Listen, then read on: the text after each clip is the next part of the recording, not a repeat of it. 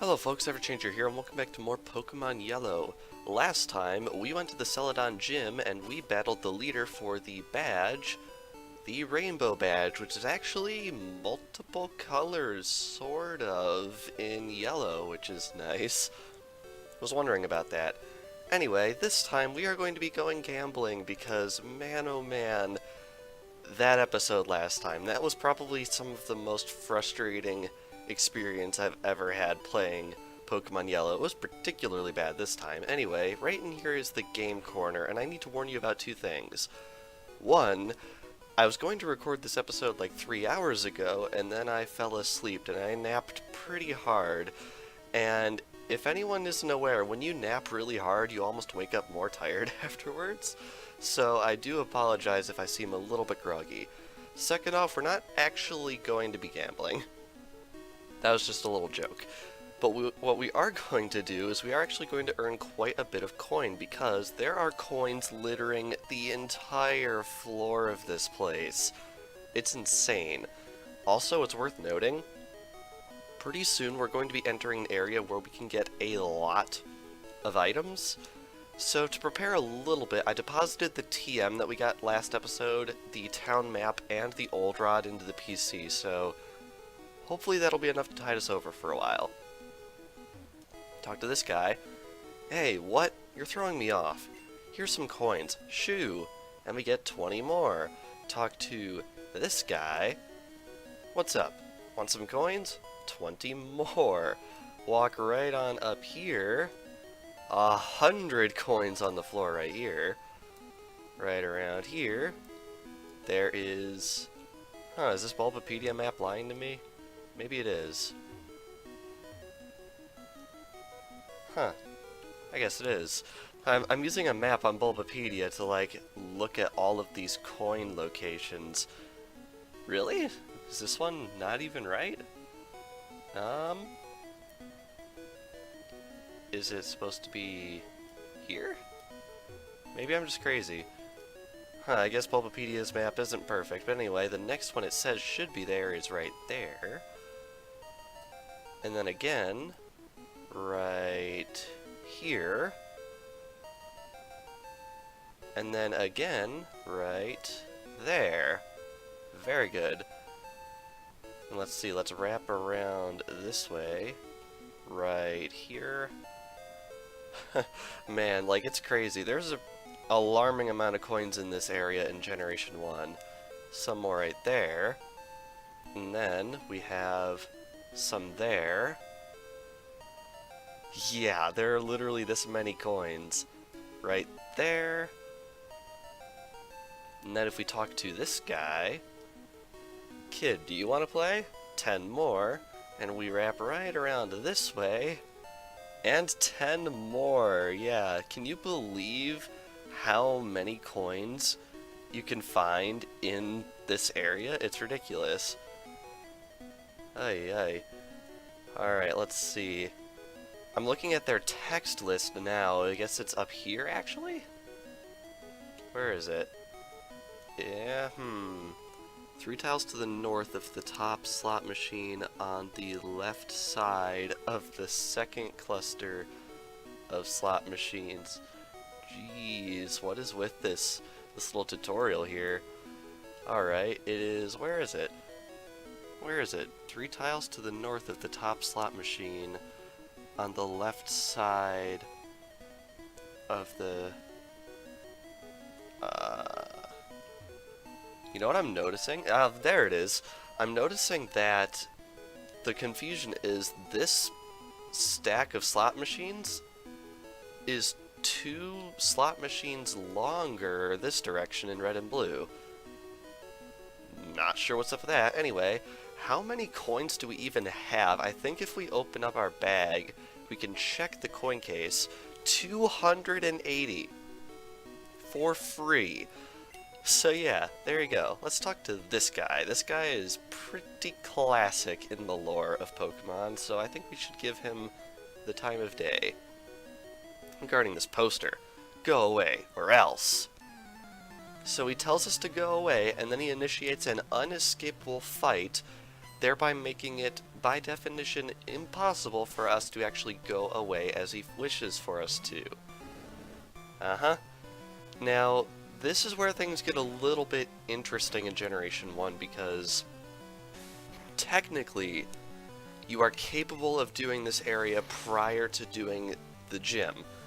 I don't know if that is what you are intended to do, but as you can tell, my personal route was to go for the gym first, then do this.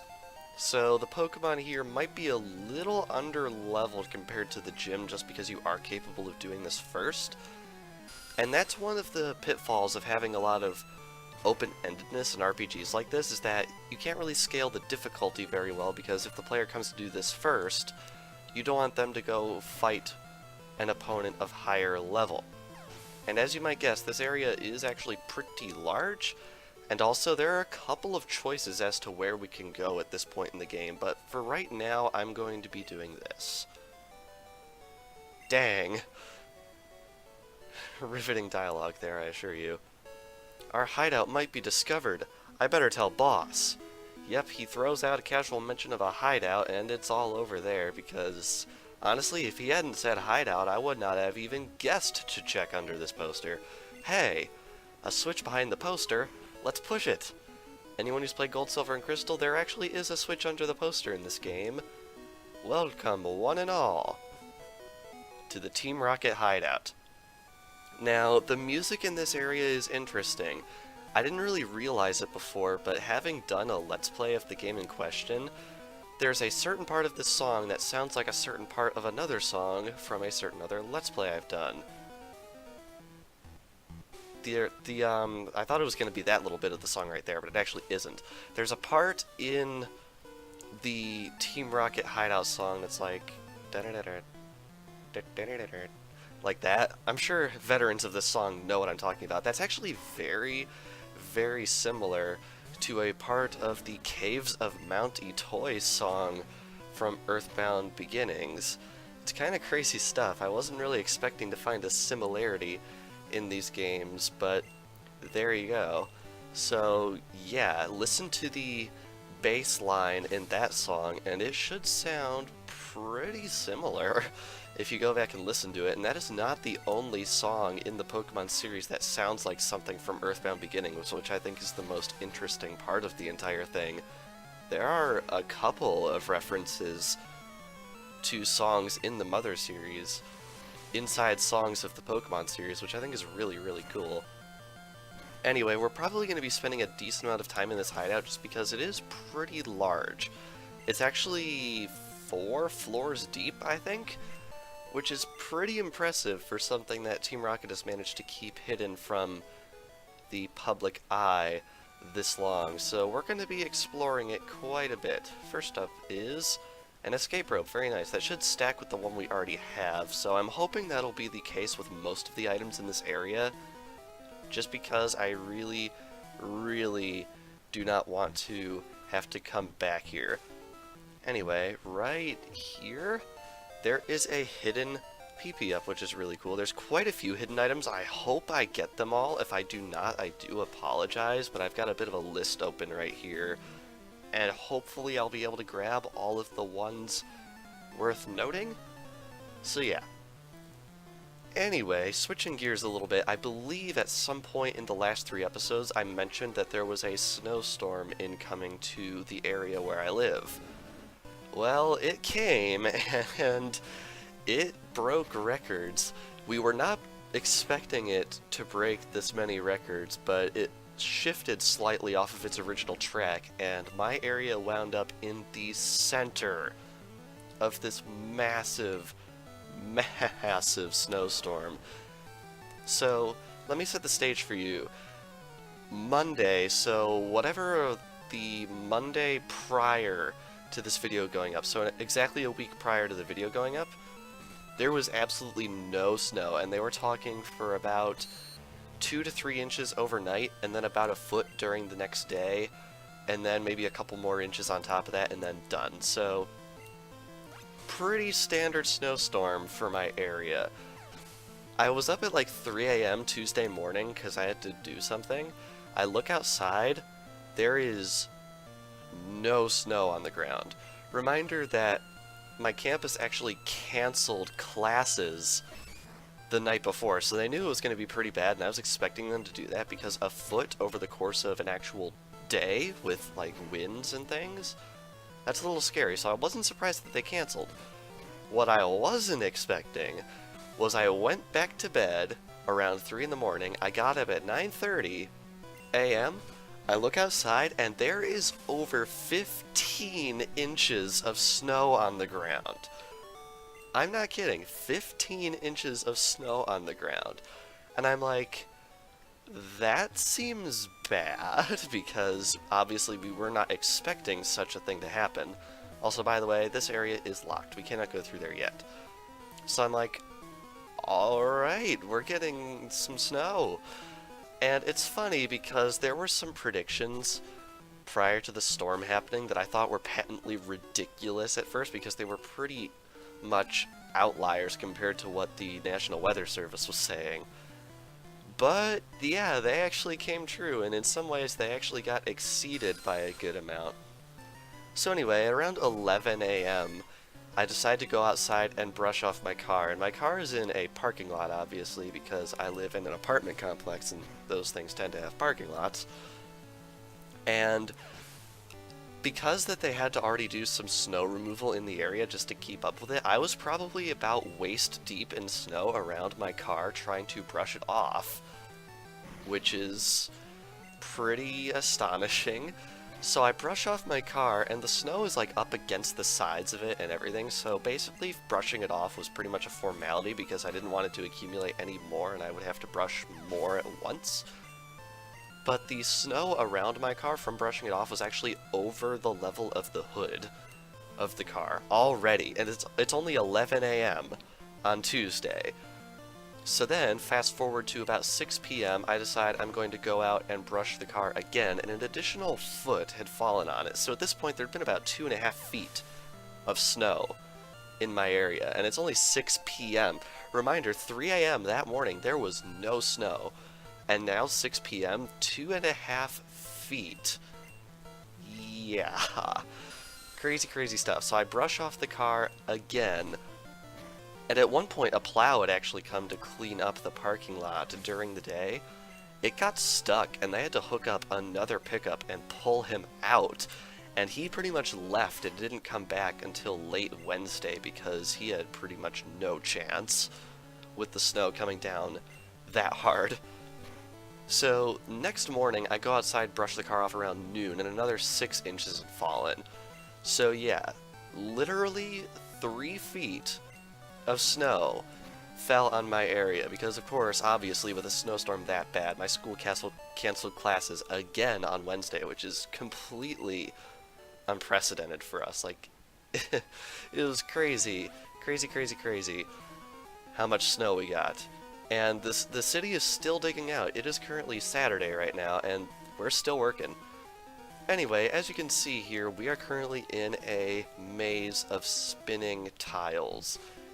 As you might imagine, with how slow these things are in Generation 1, and how much they force you to go a certain direction that may or may not be the direction you want to go, Twitch got stuck here a lot.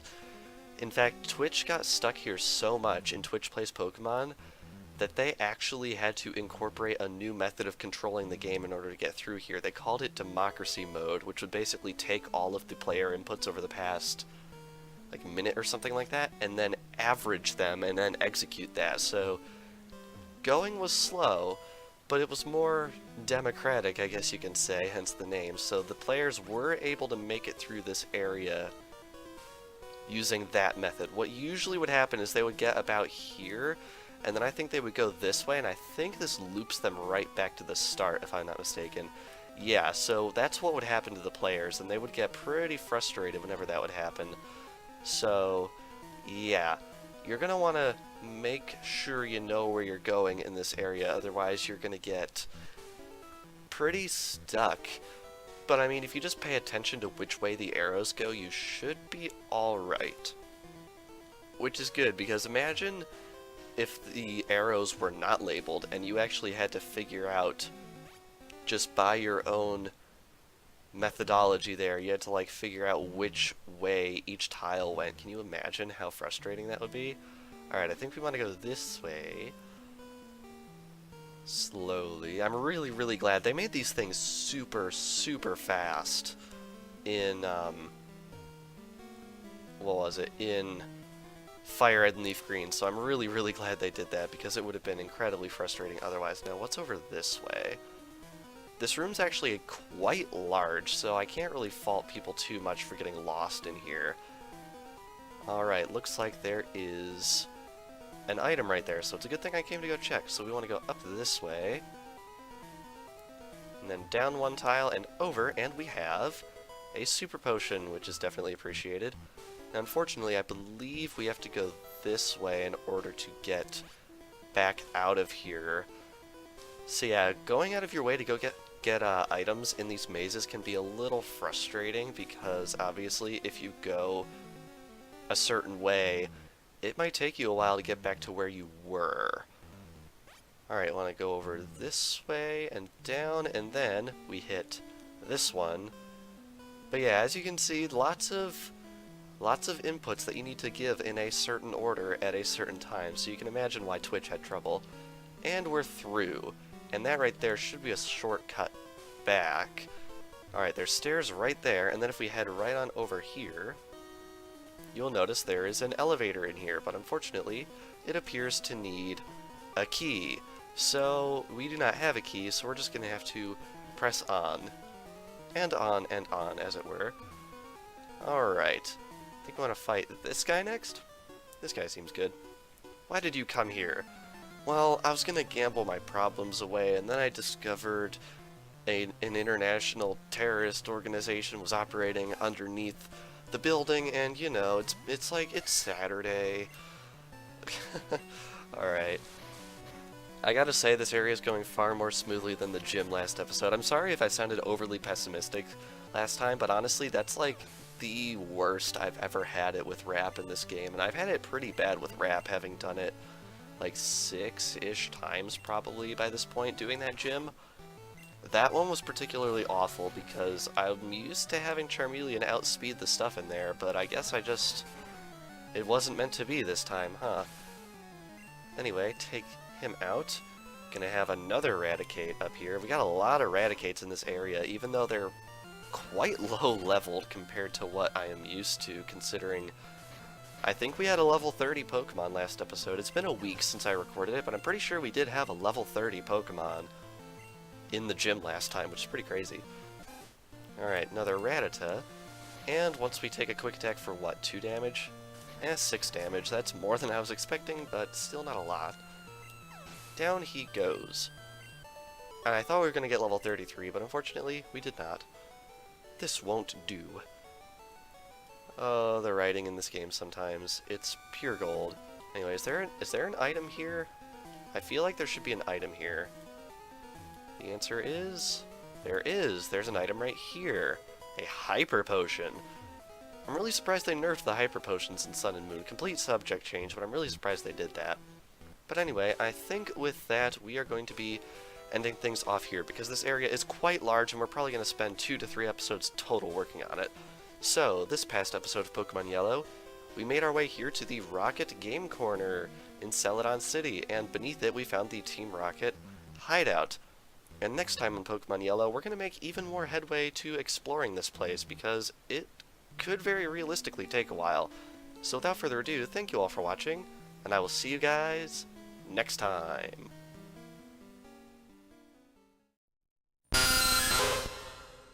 Zubatto コウモリポケモン高さ 0.8 メートル重さ 7.5 キログラム両方の目が存在しない口から超音波を出して暗闇を飛び回る